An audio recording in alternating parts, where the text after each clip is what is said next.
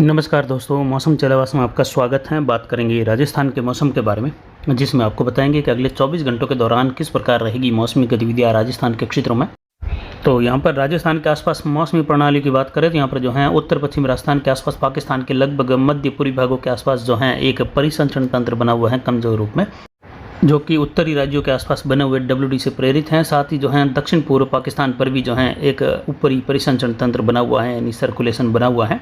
और पाकिस्तान के मध्य भागों पर जो है सिंधु घाटी का क्षेत्र है उसके बीच वाले क्षेत्रों के आसपास से होते हुए एक ट्रफ भी कमज़ोर रूप में बनी हुई है, जो कि जब अरब सागर सक्रिय रूप में होता है, हवाओं का प्रवाह तेज़ होता है, तो पाकिस्तान के दक्षिण से लेकर उत्तर मध्य भागों तक जो है सिंधु घाटी के आसपास के क्षेत्रों पर या सिंधु नदी जो क्षेत्र हैं उसके आसपास के क्षेत्रों पर यह ट्रफ का दायरा बना रहता है, कभी कमज़ोर कभी सक्रिय रूप में।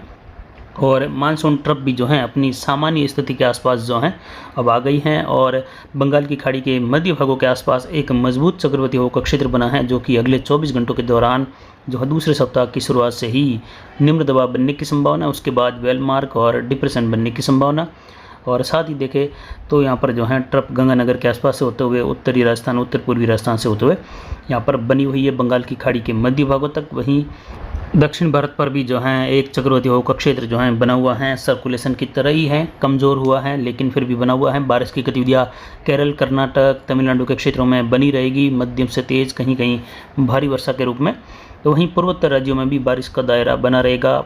यहाँ पर मध्य प्रदेश से लेकर उत्तर प्रदेश, बिहार तक के क्षेत्रों में खंड वर्षा का दायरा मध्यम तेज। वहीं उड़ीसा और जो छत्तीसगढ़ के क्षेत्र हैं, आंध्र प्रदेश, यहाँ पर मध्यम से भारी वर्षा की संभावना है अगले 24-48 घंटों के दौरान। कई जगहों पर बहुत भारी वर्षा भी जो है महाराष्ट्र और आंध्र प्रदेश के क्षेत्र हैं, तेलंगाना के क्षेत्र यहाँ पर देखने को मिलेगी। वहीं अगर राजस्थान के क्षेत्रों के लिए देखें तो यहाँ पर पिछले 24 घंटों के दौरान जो तापमान रिकॉर्ड हुए हैं, साथ ही जवई बांध का गेज है, तो जवई बांध का गेज आज 7 सितंबर को सुबह 7 बजे का मौसमी आकलन है 55 फीट जो है पहुंच चुका है, यानी 55 फीट को क्रॉस कर चुका है। और अब जो है ये मात्र 6.25 यानी 6.25 फीट जो है ये खाली है। तो ये जल्द ही जो है ये भी भर जाएगा और इस बार जवई बांध के गेट खुलेंगे, ओवरफ्लो होगा या फिर जो है इसके गेट खोलने पड़ेंगे। तो ये जो है जवई नदी के आसपास के बसे हुए क्षेत्रों के लिए भी बड़ी राहत और इस साल खुशी की खबर है। फुलाद बांध 19 फीट है। वहीं अधिकतम तापमान 37.30 डिग्री सेल्सियस रहा, तो न्यूनतम तापमान 25.10 डिग्री सेल्सियस। अधिकतम आर्द्रता 100% रही, न्यूनतम आर्द्रता का स्तर बढ़ा, फिर से 70% दर्ज किया गया। वायु दबाव यहाँ पर देखें तो 1008 मिलीबार दर्ज किया जा रहा है, जो कि काफ़ी हल्का मौसम, और साथ ही देखें तो दिन में ये घट भी रहा है, तो आने वाले सिस्टम के लिए काफ़ी अनुकूल है।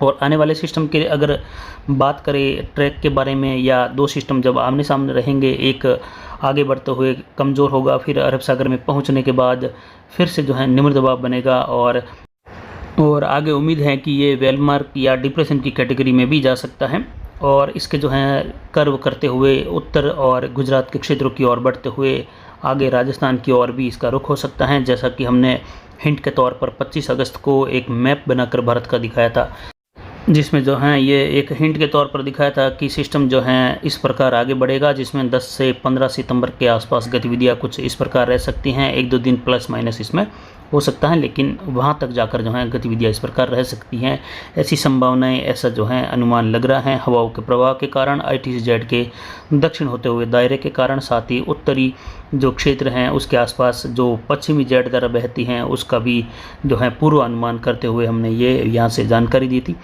साथ ही अगर अब आने वाले समय में ट्रैक का देखें तो कई जो है अनुमान है कि ये उत्तर की ओर भी बढ़ेगा आने वाले समय में ट्रैक। तो वहीं गुजरात के क्षेत्र हैं वहाँ तक और कुछ पाकिस्तान के आसपास पहुँचने के बाद सिस्टम जो है यहाँ पर वेलमार्क या डिप्रेशन के रूप में बना रहा, तो आने वाला सिस्टम किस ओर बढ़ सकता है, क्योंकि उसकी दिशा यही सिस्टम तय करेगा कि वो किस ओर बढ़ेगा और कितना दूर होकर जो है राजस्थान की ओर, या ये कितने दूर से होकर जो है इसको मर्ज बनाएंगे। हमने इस पर एक विशेष वीडियो भी बनाया था कि जब दो सिस्टम मर्ज होते हैं, जब बात चल रही थी जो सिस्टम लगभग जो है 25 तारीख के आसपास वाला, यानी 22, 23 और 24 तारीख के आसपास वाला सिस्टम कोटा संभाग से होते हुए मध्य राजस्थान होते हुए गुजरने की संभावनाएं बताई थी। उसके बाद बीच में ही ये भी विश्लेषण था कि ये जो है सिस्टम अब राजस्थान के दक्षिण से होकर जाएगा, लेकिन हमने बताया था कि नहीं, ये दक्षिण से होकर नहीं निकलेगा। ये कोटा संभाग से होते हुए अजमेर संभाग के क्षेत्रों में प्रवेश करके पाली, जोधपुर और जैसलमेर होते हुए ही आगे बढ़ेगा और बाड़मेर के आसपास इसके जो है मर्ज होने की संभावना है। तो ठीक उसी प्रकार भले ही ये दक्षिण की ओर रुख करा, लेकिन उसके बाद ये जो है झालावाड़, कोटा और भीलवाड़ा होते हुए पाली के उत्तर से होते हुए जोधपुर, बाड़मेर और जैसलमेर के क्षेत्रों में प्रवेश कर गया था।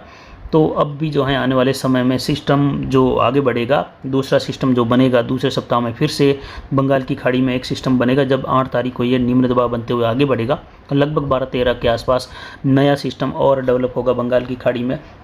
उसका ट्रैक आगे बढ़ने वाला, अरब सागर में पहुंचने वाला सिस्टम ही तय करेगा कि ये किस प्रकार आगे बढ़ेगा, क्योंकि सिस्टम के आगे बढ़ने का रुख तो उत्तर पश्चिम दिशा में ही रहेगा। लेकिन उसके बाद जो है ये सिस्टम अगर अरब सागर के आसपास निम्न दबाव के रूप में रहा, या फिर जो है एक सामान्य निम्न दबाव रहा, या फिर ये अगर वेलमार्क रहा या डिप्रेशन रहा, तो किस प्रकार इसका प्रभाव पड़ेगा। तो जितना सिस्टम ये अरब सागर या गुजरात के आसपास कमज़ोर रूप में रहेगा, उतना ही जो है बंगाल की खाड़ी से बढ़ने वाला नया सिस्टम जो है सीधी रेखा में आगे बढ़ेगा, थोड़ा बहुत घुमाव लेते हुए उत्तर की ओर जो क्षेत्र हैं उन क्षेत्रों की ओर भी खिसकते हुए जो है मर्ज होने की संभावना है। क्योंकि जैसा कि हमने पहले भी बताया था कि जब दो सिस्टम मर्ज होते हैं उत्तरी गोलार्ध में, तो हमेशा से ही जो है बाद में आने वाला सिस्टम होता है, जो सिस्टम जैसे आमने सामने बढ़ते हैं, एक दक्षिण से या एक पश्चिम से एक पूर्व से, तो पूर्व से आने वाला सिस्टम हमेशा उत्तर की ओर बढ़ेगा, और जो पश्चिम से आने वाला सिस्टम ये हमेशा ही दक्षिण और दक्षिण पूर्व की ओर बढ़ेगा। फिर दोनों सिस्टम मर्ज होते हैं। अगर कोई सामने सिस्टम ना होता है तो इतना ज़्यादा जो है उत्तर दिशा में पश्चिम से पूर्व से बढ़ने वाला सिस्टम नहीं बढ़ पाता है। लेकिन अगर सामने कोई भी सिस्टम बना हुआ है तो सिस्टम जो है कुछ उत्तर की ओर बढ़ता है। अगर सिस्टम निम्न दबाव या वेलमार्क हैं तो कुछ जो है नज़दीक आने के बाद अचानक से उत्तर की ओर बढ़ता है, और अगर सामने डिप्रेशन हो तो जो है काफ़ी दूरी से होते हुए जो है सिस्टम दोनों जो है मर्ज होते हैं। तो यानी काफ़ी उत्तर से होते हुए पूर्व से बढ़ने वाला सिस्टम जो है घूमते हुए जो है मर्ज होता है, यानी काफ़ी ज़्यादा जो है इसका ट्रैक उत्तर हो जाता है अचानक से बीच में आने के बाद। और अगर सर्कुलेशन ही बना हुआ हो, चक्रवर्ती सिस्टम ही हो, तो ये जो है कुछ उत्तर की ओर बढ़ जाता है, यानी लगभग 100 से 150-200 किलोमीटर, इससे ज़्यादा जो है ये उत्तर की ओर नहीं बढ़ पाता है। यानी कोटा संभाग से होते हुए सीधा पाली से होते हुए गुजरना होता है। तो ये सिस्टम जो है उस समय चक्रवर्ती सिस्टम हो तो अजमेर, जोधपुर से होते हुए गुजरता है। और अगर सामने डिप्रेशन बना हुआ हो तो ये भले ही कोटा संभाग की ओर से निकलने वाला होता है, तो उसके बाद जो है सामने डिप्रेशन हो तो सिस्टम जो है आने वाला भी अगर डिप्रेशन हो तो मध्य प्रदेश से बीच वाले या लगभग 1 से 1,500 किलोमीटर की दूरी से ही सिस्टम कुछ उत्तर की ओर बढ़ने लगते हैं। फिर दोनों सिस्टम एक दूसरे से कनेक्ट होने लगते हैं और दोनों के बीच में एक ट्रफ का निर्माण भी होता है, और फिर जो है दोनों सिस्टम धीरे धीरे जो है एक हो जाते हैं, तो काफ़ी ज़्यादा जो है उत्तर की ओर खिसक जाता है। तो अब उम्मीद है कि अगर अरब सागर में डिप्रेशन बना रहा और नया आने वाला डिप्रेशन भी आगे बढ़ा, तो उम्मीद है कि बंगाल की खाड़ी से बढ़ने वाला सिस्टम जो है उत्तर पूर्वी राजस्थान और उत्तरी राजस्थान तक के क्षेत्रों तक अपना प्रभाव डाल सकता है, उस और भी ये पहुंच सकता है। लेकिन अगर वेलमार्क बना रहा तो पूर्वी राजस्थान होते हुए मध्य राजस्थान होते हुए सिस्टम आगे बढ़ सकता है। और अगर चक्रवाती हवा का क्षेत्र बना रहा और कुछ अरब सागर के अंदरूनी भागों की ओर बढ़ गया, तो फिर जो है यह राजस्थान के दक्षिण क्षेत्रों के आसपास से लेकर गुजरात के आसपास इसके मर्ज होने की संभावनाएँ रहेगी।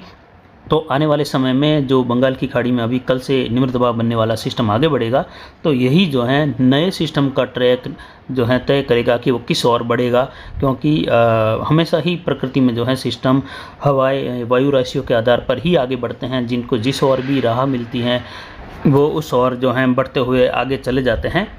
क्योंकि हमेशा सिस्टम आगे अगर चारों तरफ एक दबाव का क्षेत्र बना रहता है सही से, और एकदम से स्थितियाँ जो हैं अनुकूल बनी रहती हैं सब जगह, तो सिस्टम एक सीधी रेंज में भी आगे बढ़ जाता है। लेकिन जब कहीं पर कम दबाव का क्षेत्र हो, कहीं पर उच्च दबाव ज़्यादा हो, और कहीं पर जो है ऊंचाई पर भी गहराई तक भी जो है कम दबाव वाली स्थिति हो, तो सिस्टम जो है उत्तर दक्षिण थोड़ा मतलब उत्तर दक्षिण कभी ऊपर कभी नीचे, इस प्रकार सिस्टम जो है मूव करता है। कभी सीधा बढ़ा, कभी थोड़ा उत्तर हो गया, कभी दक्षिण हो गया, इस प्रकार सिस्टम आगे बढ़ते हैं।